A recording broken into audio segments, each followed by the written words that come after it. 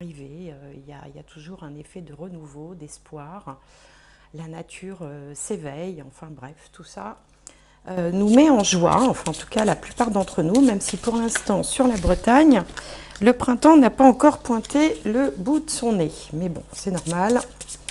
La Bretagne, c'est comme ça. C'est plein de surprises.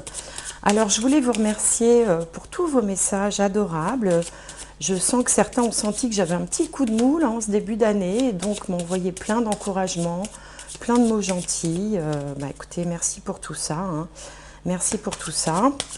Alors, on va démarrer avec le premier signe, forcément. Alors, pour ce mois-ci, je vais continuer un petit peu comme je le faisais le mois dernier sur le mode de tirage, avec la vie professionnelle, la vie sentimentale, la vie matérielle et la surprise.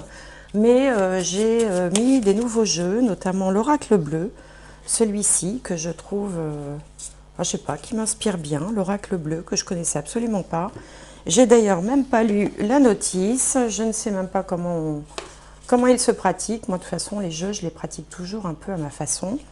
Et puis un autre jeu qui m'a été offert par une amie,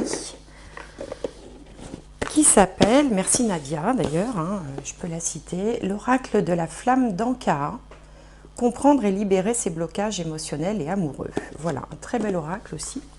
Donc on va utiliser ces deux jeux-là, et voilà, et j'espère que vous aurez tous de très belles guidances pour ce mois de mars. Alors, prochain signe, celui-là, les Gémeaux. Alors, les Gémeaux. J'espère que vous allez avoir des belles énergies pour ce printemps. On va demander un premier message. Premier message qui va donner un petit peu le ton pour les Gémeaux pour mars 2022. Mars 2022. Hop, le voilà. Le penseur. Le penseur, on a une jeune fille avec des ailes qui réfléchit. Bon, alors à quoi pensez-vous? On se le demande. On va regarder avec le tarot un message complémentaire pour les Gémeaux pour mars 2022. Il y en a toujours qui sautent comme ça en paquet. Mars 2022 pour les Gémeaux. Allez. Bon, on va faire différemment.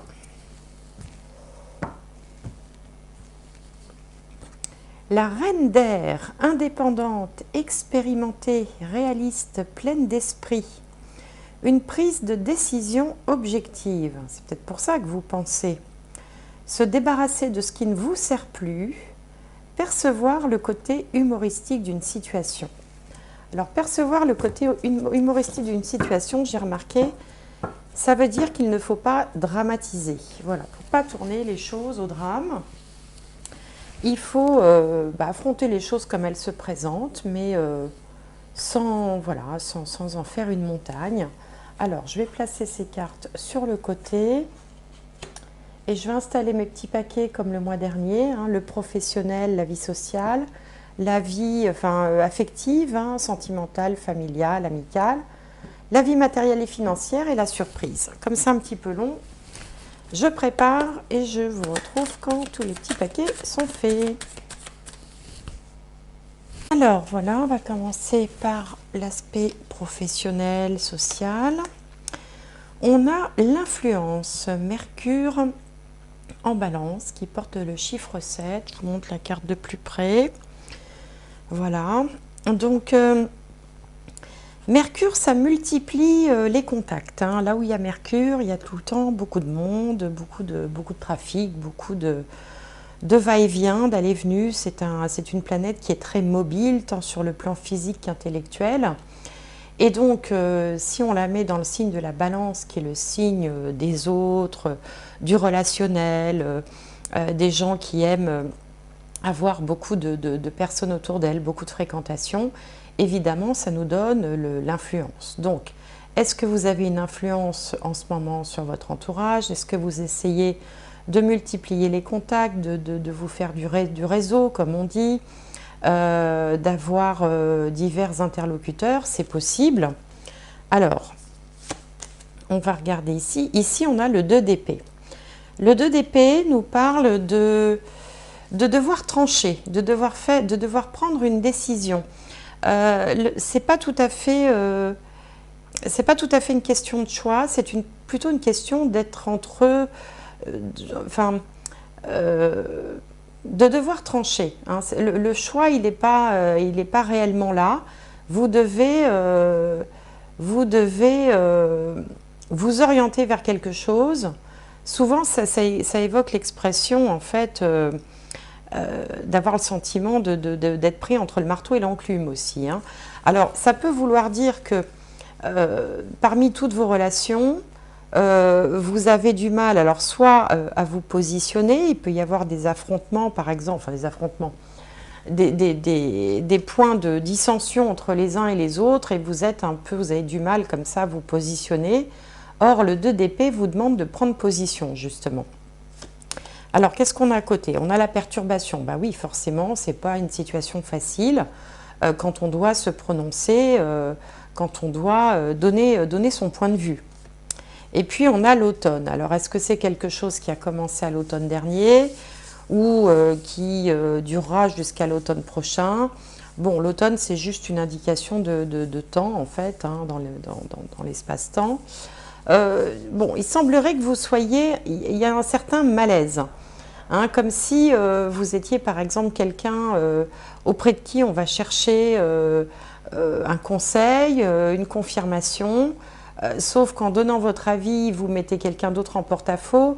Vous êtes un peu dans la même situation que le diplomate qui essaye de ménager la chèvre et le chou. Et pourtant, vous ne pouvez pas rester comme ça. Il va falloir vous prononcer sur quelque chose. Bon, voilà ce qui me vient. Hein, voilà ce qui me vient. D'ailleurs, on vous parle de prise de décision objective. Et on voit bien que là, il est nécessaire de prendre une décision. Bon, mais c'est inconfortable. Voilà, c'est ça qu'il faut retenir. Donc, on va regarder du côté matériel et financier. Donc, on a la soumission, Vénus en poisson. Alors, la soumission, ok, mais en même temps, on a un petit oiseau dans une cage et on voit que la porte de la cage est ouverte. Donc, ça m'évoque le fait plutôt de sortir d'une situation où on était enfermé, d'avoir trouvé peut-être une porte de sortie et justement de ne plus être soumis. Hein, après tout, ici, la reine d'air, le premier mot-clé, c'est indépendante. Indépendante, expérimentée, réaliste, pleine d'esprit. Donc là, on dirait que vous sortez d'une situation, justement, vous vous libérez de contraintes. Alors, c'était peut-être des contraintes financières, peut-être que vous avez terminé de rembourser un crédit, par exemple, peut-être que vous sortez d'embarras financiers, vous aviez des difficultés, des dettes, ce genre de choses, et donc vous étiez forcément un peu soumis, un peu sous contrainte. Or là, ça a l'air de s'arranger. Voilà, c'est exactement ça. On a le 9 de bâton. Le 9 de bâton, c'est la fin du fardeau. Hein. On pose son fardeau et on va pouvoir passer à autre chose. Donc là, il y a une notion quand même de soulagement sur le plan matériel et financier. On a les nouvelles, hein, on a quelqu'un qui apporte une lettre, alors justement ça peut être aussi une levée de, enfin vous savez, avec un compte en banque il peut se passer plein de choses, on peut être interdit bancaire, on peut avoir une autorisation de découvert, ne plus l'avoir. Donc là il y a une nouvelle qui vient quand même vous donner l'espoir que les choses s'arrangent. Et on a l'initié. Alors l'initié c'est celui qui connaît, qui est compétent. Il se peut que vous ayez été bien conseillé ou qu'en tout cas, alors si vous êtes dans des difficultés financières, d'abord d'une part ça semble s'améliorer, peut-être en suivant les conseils judicieux de quelqu'un de votre entourage ou d'un expert, d'un professionnel hein, qui saura vous dire comment faire au mieux pour se débarrasser de ces problèmes-là. Mais il y a quand même cette idée d'amélioration. Enfin, moi, c'est comme ça que je le ressens en tout cas. Alors, on va regarder un peu. J'avais tiré un thème lundi 21. La position des planètes. Donc, vous êtes Gémeaux. 30, 60, 90, 120. Alors, effectivement, on a un trigone de Saturne et Mercure aussi. Donc, Saturne, en fait, vient vous contraindre peut-être, mais c'est un peu un mal pour un bien, à mettre de l'ordre, à mettre de l'organisation, à mettre de la rigueur. Hein, c'est un peu l'idée de Saturne. C'est pas un mauvais aspect parce que c'est un trigone. Un trigone, c'est un aspect positif. Donc, il vient vous aider à mettre de la rigueur. Et ça, c'est peut-être ce qu'on retrouve ici, dans le domaine matériel et financier.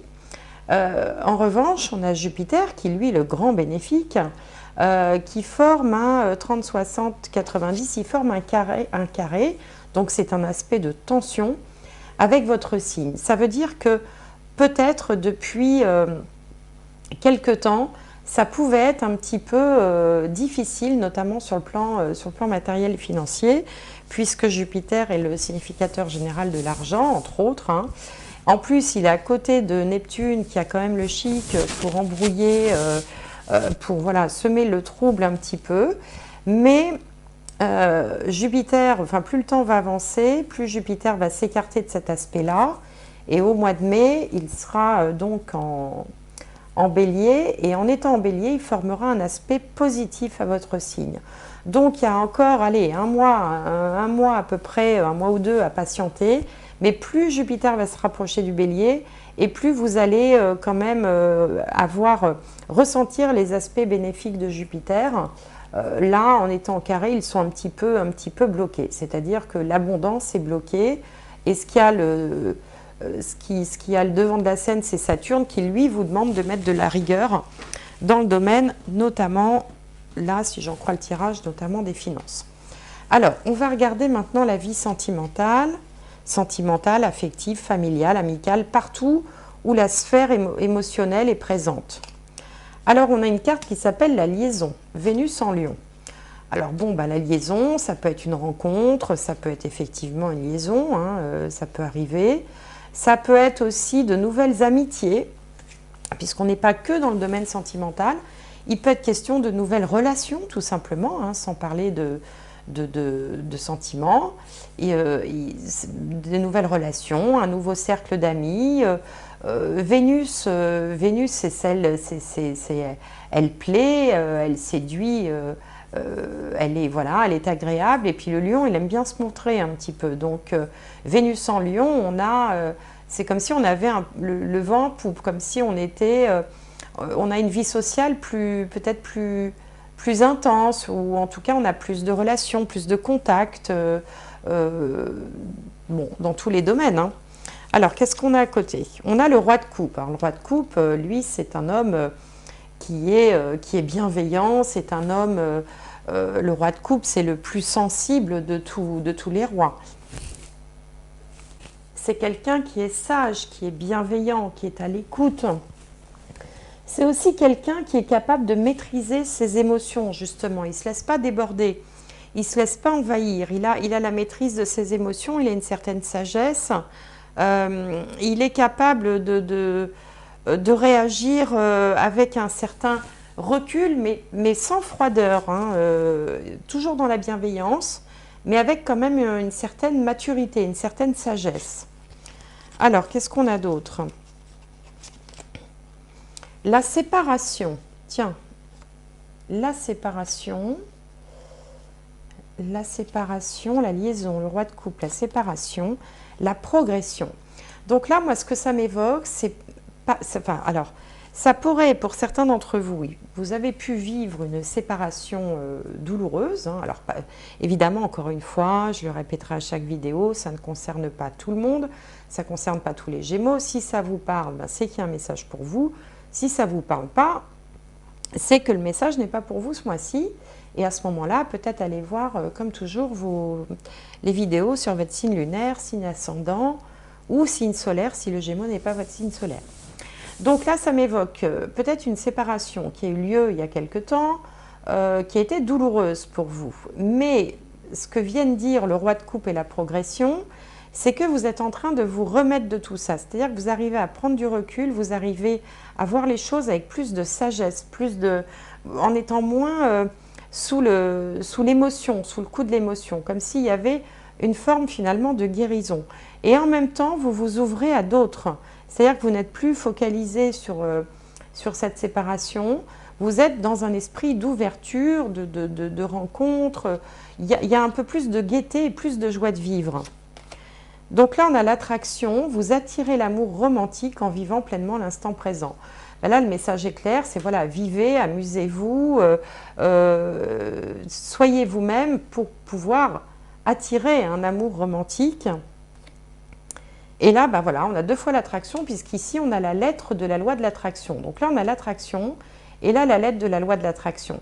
Donc là, en fait, le jeu est en train de dire que si vous avez eu des difficultés, alors que ce soit d'ordre sentimental, d'ordre familial, il peut y avoir des ruptures, des fois, dans les familles, entre les parents, les enfants, enfin bon, il peut y avoir des tensions, des disputes. Là, vous êtes en train de vous remettre de tout ça, d'ouvrir un petit peu vos rencontres, vos horizons, vos échanges, d'être plus dans la légèreté, plus dans la joie de vivre. Et que justement, en adoptant cette attitude-là, vous allez de plus en plus attirer également ça à vous. Hein, c'est pour ça qu'on vous met 2 fois l'attraction, parce qu'en fait, on attire ce que l'on respire, ce que l'on est, ce que l'on émane.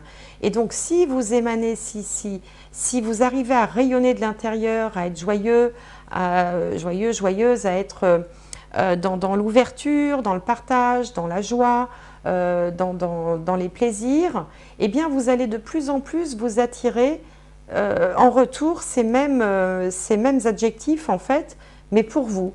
Donc là, il y a comme, enfin moi ça me fait penser quand même une espèce de...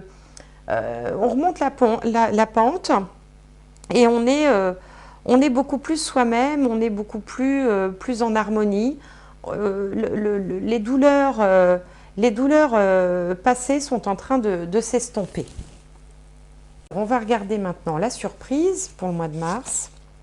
On a ici le contrôle, Jupiter en Capricorne, qui est une carte très positive. Alors, où on a finalement la maîtrise de la situation. Ici, on a le page de bâton. Vous voyez, alors le page de bâton, on dirait une majorette un petit peu. Là, elle lance son bâton en l'air. Vous voyez, je vous montre la carte. Il y a une énergie d'action. Hein, alors, une énergie d'action, comme si on se lançait dans quelque chose, ou on a envie de se lancer dans quelque chose. Les bâtons, c'est aussi tout ce qui relève de la passion, des envies, de l'action. Donc, il y a une énergie comme ça où on a envie de faire des choses. On n'est plus dans le concept des idées, on n'est plus dans les sentiments, on a envie de faire tout simplement. Alors, lancer un projet, commencer quelque chose de nouveau, reprendre une forme de contrôle, c'est-à-dire reprendre les rênes, hein, le guidon, le volant si vous voulez. Avec le contrôle et le page de bâton, il y a vraiment cette idée d'être capable de conduire son véhicule, quoi, hein. On est maître de ce qu'on fait, on est plus maître de son destin. Et ça colle bien avec cette carte-là, hein, indépendante, pleine d'esprit. On a longuement réfléchi peut-être aussi à ce qu'on a vécu dans les temps passés. Et on est en train là de passer finalement à un autre niveau.